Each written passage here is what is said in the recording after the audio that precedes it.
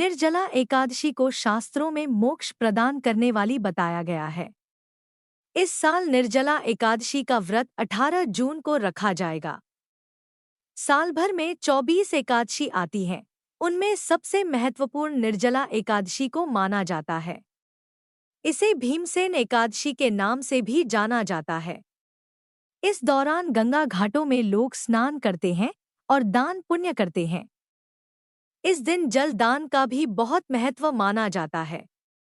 जब वेद व्यास जी ने पांडवों को चारों पुरुषार्थ, धर्म, अर्थ, काम और मोक्ष देने वाली एकादशी व्रत का संकल्प कराया था, तब युधिष्ठिर ने श्री कृष्ण से पूछा, हे जनार्दन, ज्येष्ठ मास के शुक्ल पक्ष की एकादशी के बारे में विस्तार से बताएं।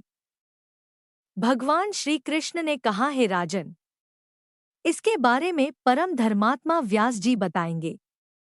तब वेद व्यास जी कहने लगे, कृष्ण और शुक्ल पक्ष की एकादशी में भोजन नहीं किया जाता है।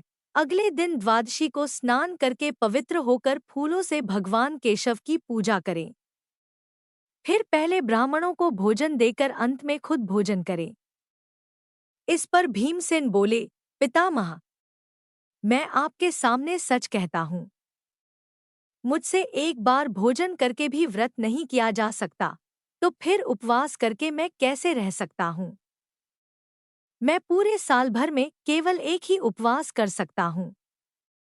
ऐसा कोई एक व्रत बताइए जिससे स्वर्ग की प्राप्ति हो, मैं उसका यथोचित रूप से पालन करूँगा।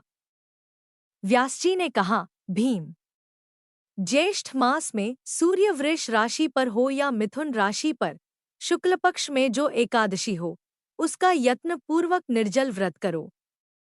केवल कुल्ला या आचमन करने के लिए मुख में जल डाल सकते हो, उसको छोड़कर किसी प्रकार का जल विद्वान पुरुष मुख में न डालें, अन्यथा व्रत भंग हो जाता है।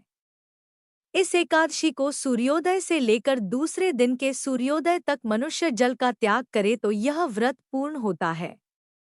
इसके बाद द्वादशी को प्रभातकाल में स्नान करके ब्राह्मणों को विधिपूर्वक जल और सुवर्ण का दान करे।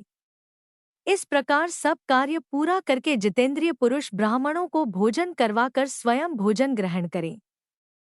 वर्ष भर में जितनी एकादशियां होती हैं, उन सब का फल इस निर्जला एकादशी से मनुष्य प्राप्त कर लेता है। जिन्होंने श्रीहरि की पूजा और रात्रि में जागरण करते हुए इस निर्जला एकादशी का व्रत किया है, उन्होंने अपने साथ ही बीती हुई 100 पीढ़ियों को और आने वाली 100 पीढ़ियों को भगवान वासुदेव के परम धाम में पहुंचा दिया है। जो इस एकादशी की महिमा को भक्तिपूर्वक सुनता अथवा उसका वर्णन करता है, वह स्वर्गलोक में जाता है। चतुर्दशीयुक्त अमावस्या को सूर्य ग्रहण के समय श्राद्ध करके मनुष्य जिस फल को प्राप्त करता है, वही फल इस कथा को सुनने से भी मिलता है। भीमसेन, ज्येष्ठ मास में शुक्ल पक्ष की जो शुभ एकादशी होती है, उसका निर्जल व्रत करना चाहिए। उस दिन श्रेष्ठ ब्राह्मणों को शक्कर के साथ जल के घड़े दान करने चाहिए। ऐसा करने से मनुष्य भगवान विष्णु के समीप पहुंचकर आनंद का अनुभव करता है। इसके बाद द्वादशी को ब्राह्मण भोजन कराने के बाद स्वयं भोजन करें। जो इस प्रकार पूर्ण रूप से पापनाशिनी एकादशी का व्रत करता है, वह सब पापों से मुक्त हो आनंदमय पद को प्राप्त होता है।